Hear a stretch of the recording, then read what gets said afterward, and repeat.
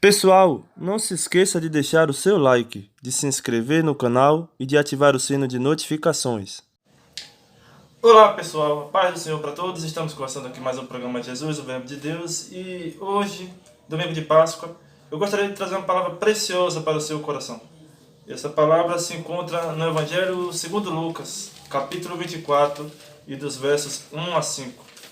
Esse texto diz o seguinte: E no primeiro dia da semana, muito de madrugada, foram elas ao sepulcro, levando as especiarias que tinham preparado, e acharam a pedra revolvida do sepulcro, e entrando, não acharam o corpo do Senhor Jesus. E aconteceu que, estando elas perplexas a esse respeito, eis que paravam junto delas 2 varões, com vestidos resplandecentes.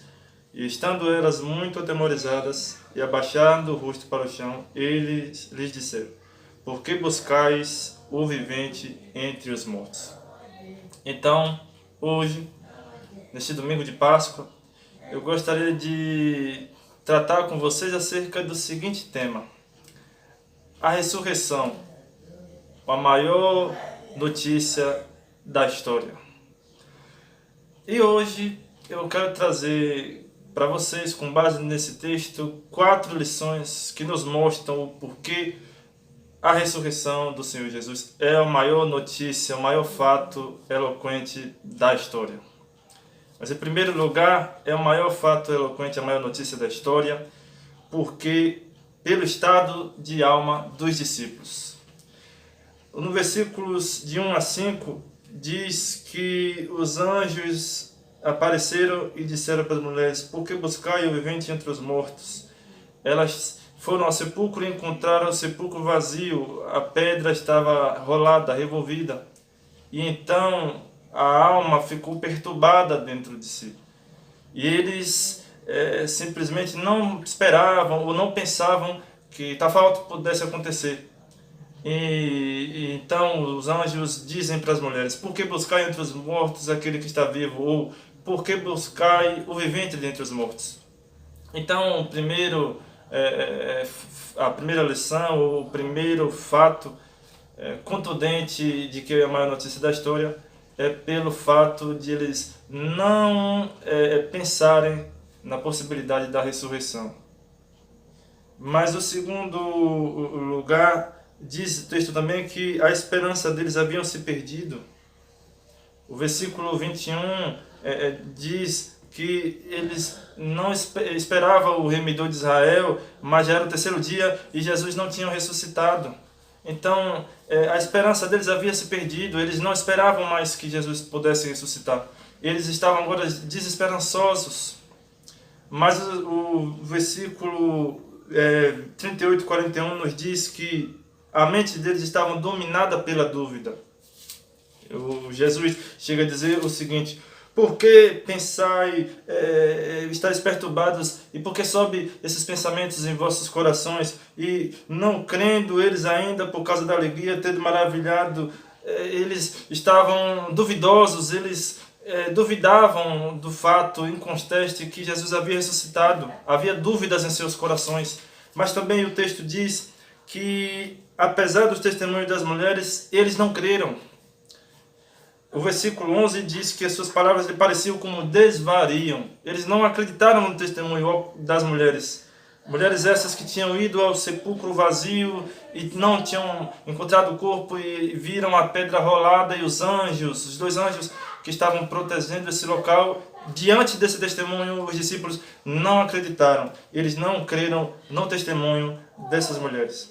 Mas o segundo fato pelo qual a ressurreição é a notícia, o maior acontecimento da história, é por causa do fato sobrenatural. A pedra grande, ela havia sido removida.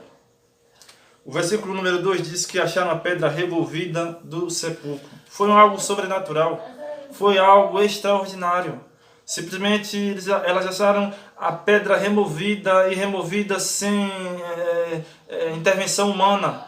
Essa pedra grande e pesada havia sido rolada, havia sido removida, e diz o texto sinótico de Mateus que houve um grande terremoto.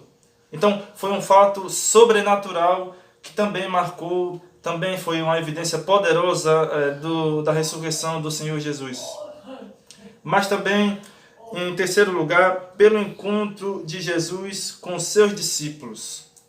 Agora o Evangelho de Lucas relata o encontro de Jesus com seus discípulos. E para quê? O versículo 27 diz que ele começou a explicar as Escrituras para seus discípulos, para ensiná-los. No versículo 25 diz que ele censurou, ele repreendeu seus discípulos, honestos e tardos de coração para crer.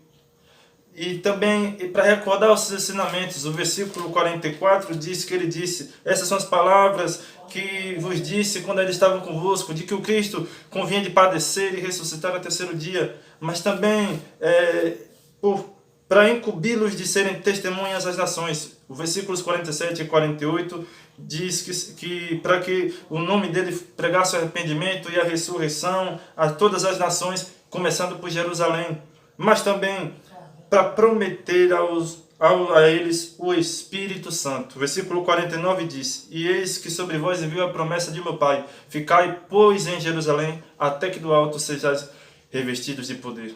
Então, o terceiro fato, a terceira evidência é que pelo encontro de Jesus com os seus discípulos. Mas em quarto e último lugar, o fato, a evidência incontestável da ressurreição do Senhor Jesus é pelo efeito produzido nos discípulos. Está ali nos versículos 52 e 53. Alegria, adoração e louvor. O texto diz que, adorando eles, tomaram com grande júbilo para Jerusalém e estavam sempre no templo, louvando e bendizendo por todos a Deus. Então, a ressurreição de Cristo produziu nos discípulos alegria, adoração, reverência, louvor, de tal forma que agora eles não estavam mais tristes, eles não estavam mais abatidos, mais desesperançosos, mais duvidosos, mas estavam agora confiantes, alegres, contentes, regozijantes da ressurreição do Senhor Jesus. A ressurreição é um fato inconteste, queridos irmãos. Se nós formos ao túmulo de Buda, o túmulo está lá. Allan Kardec, seu túmulo está lá. No túmulo de Confúcio também está lá. No túmulo de diversas outras personalidades, seus túmulos estão lá. Mas o único túmulo que está vazio é o túmulo do Senhor Jesus. A morte dele não foi um acidente, a sua ressurreição não foi uma surpresa. Nós não servimos a um Cristo que esteve vivo e agora está morto. Servimos a um Cristo que esteve morto e agora está vivo pelos séculos dos séculos. Cristo está vivo, Ele está entre nós e um dia Ele breve voltará para nos levar para o seu encontro. Eu quero fazer um convite para você.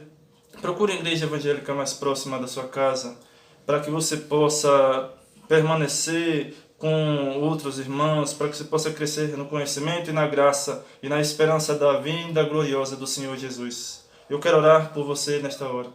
Senhor, aplica essa palavra ao coração, Senhor, de todos aqueles que ouviram essa mensagem, Senhor, e que ela venha produzir o fruto a qual ela foi enviada, porque nós cremos que Tu ressuscitou e Tu estás vivo pelos séculos dos séculos. Louvado seja o Teu nome eternamente. Amém.